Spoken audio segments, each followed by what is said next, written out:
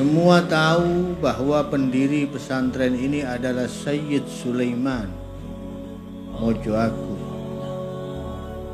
atas perintah dari Sunan Giri.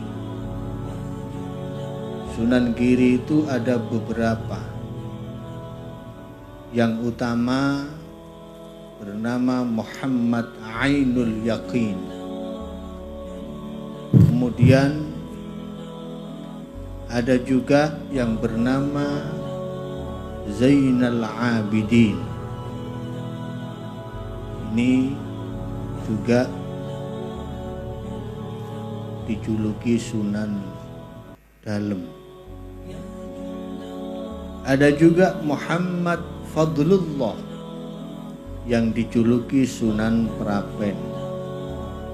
Dan ada juga Ki Ageng Gresik yang kebetulan namanya juga Sayyid Sulaiman.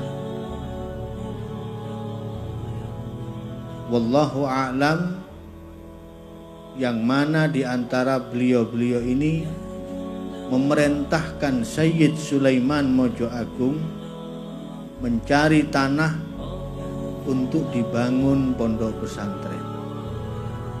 Dibawa tanah ke beliau, tanah itu dicium. Ketika dilihat tidak ada aroma pesantren, dibilang wah ini tidak ada aroma pesantren, coba cari tanah yang lain. Terus demikian sampai kebetulan ketika tanah Sidogiri yang diambil dan dicium, beliau bilang ini baru tanah pesantren. Maka bangunlah di tempat ini pondok pesantren, dan sampai sekarang kita saksikan pondok ini masih berdiri dengan kokohnya.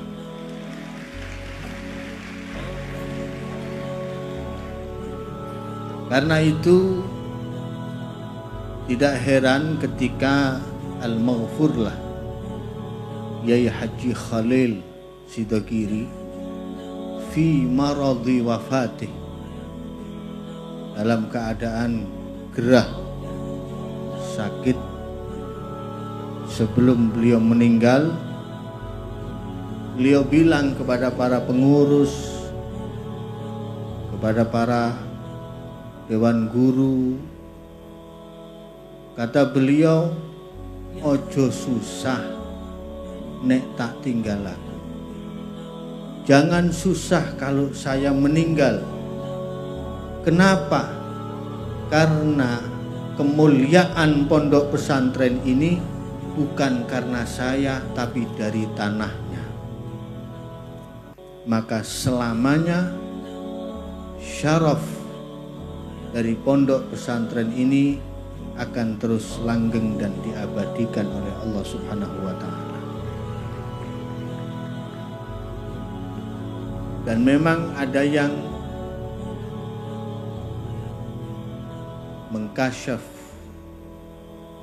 bahwa dalam perjalanannya pondok pesantren Sidogiri ini, setiap pengasuhnya pasti akan ada dua.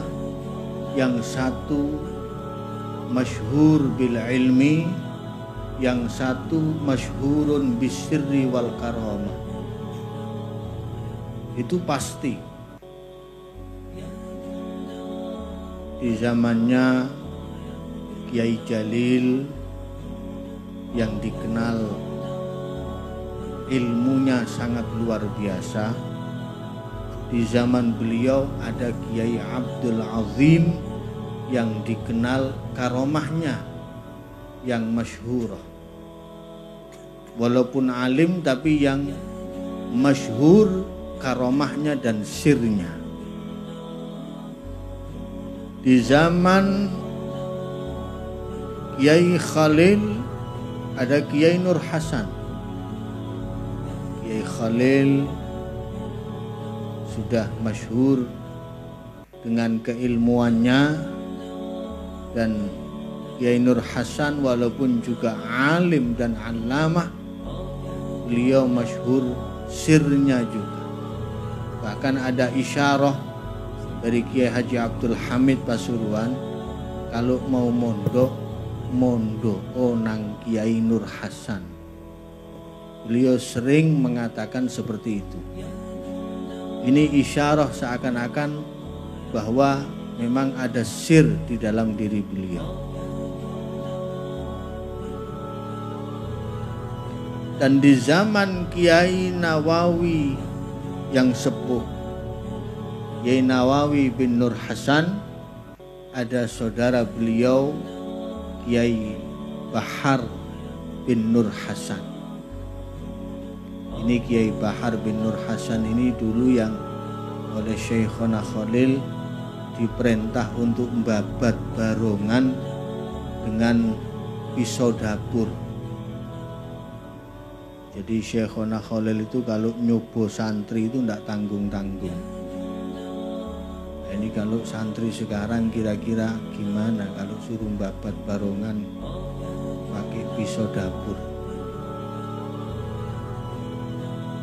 Ini perkembangan zaman Sidogiri dari satu generasi ke generasi yang berikutnya. Dan alhamdulillah sekarang ada Kiai Haji Nawawi bin Abdul Jalil. Sebelumnya ada kakak beliau Kiai Haji Abdul Alim. Di zaman Kiai Haji Abdul Alim yang ma'ruf bil ilmi, wazifahnya ta'lim karena memang masyhur allamah. Di zaman beliau ada Kiai Haji Hasani yang ma'ruf min ahli sir wa min ahli karamah. Sekarang ada Kiai Haji Nawawi Abdul Jalil. Mungkin yang Kiai Haji Nawawi Abdul Jalil ini yang ngerangkep, ya ilmunya ya keramatnya diambil semua. Ada Kiai Bahar Thayyib, ada Kiai Nawawi Sa'dullah. Jadi ketika beliau menyampaikan sambutannya, saya merasakan satu atmosfer yang luar biasa. Saya merasakan di situ ada ruh Kiai Haji Sa'dullah yang memang dikenal seorang mujahid, pejuang yang bergabung di pasukan Hizbullah. Malah Kiai Nawawi cerita sama saya dulu Kiai Sa'dullah itu punya jaran, punya jeren kuda, namanya kuda sembrani. Jadi kudanya itu nggak kelihatan, yang terdengar cuman suaranya.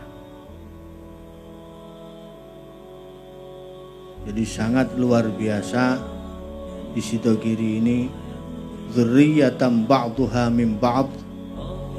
Semoga, saya berharap ini terus sampai ke bawah, tidak akan terputus ila akhir zaman.